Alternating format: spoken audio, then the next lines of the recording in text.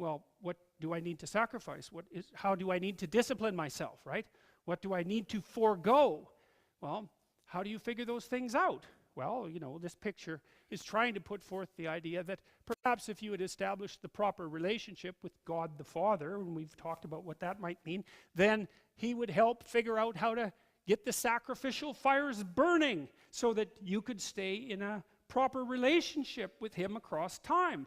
Well, if that's such an unreasonable proposition, what's the alternative proposition? Well, this isn't working out very well, that's for sure. Cain seems to be doing it, I don't know what it is. It's as if he thinks he can only do it himself, or maybe he wants only to take credit for it, or something like that. He's not in this grateful, let's say, and grateful and inquiring posture. Because that's what a prayer for posture should be. It should be grateful and inquiring. And grateful is, thank God things aren't worse for me than they are. And you should be grateful about that, because they could be a lot worse than they are, man. They can be so bad. And inquiring would be, well, I don't really know how I could make it better, but I'm open to suggestions, man. If I can figure out how to do it, I'll try it. That's the humility and the inquiry. That's a humble inquiry. How could I make things better? It's something like that. And that's like, what sacrifices do I need to make in order to make things better? That's a good question to ask yourself. You could ask yourself that every morning. What sacrifice do I have to make things better? You can decide what constitutes better. How about that? Then it's not even as if it's being imposed on you. Come up with your own notion of what constitutes better. Try to make it sophisticated. It shouldn't just be better for you, because that isn't going to work very well, right?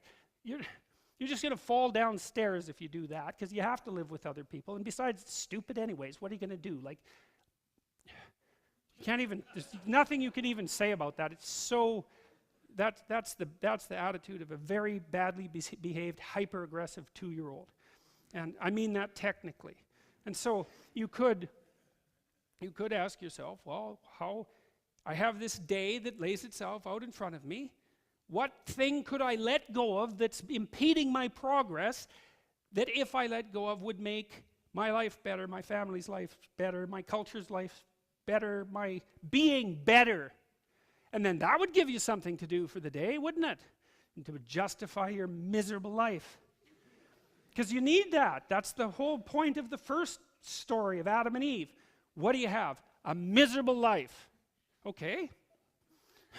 What am I going to do about that? Well, if you just have a miserable life, you're just going to suffer stupidly and get bitter about it. That's what happens to Cain. It's like, well, how about not doing that? Because that seems to just take a bad deal and make it worse. How about making a sacrifice and seeing if you can please God and put being on track? God, that'd be something to do. What could be better than that? What could possibly be better than that?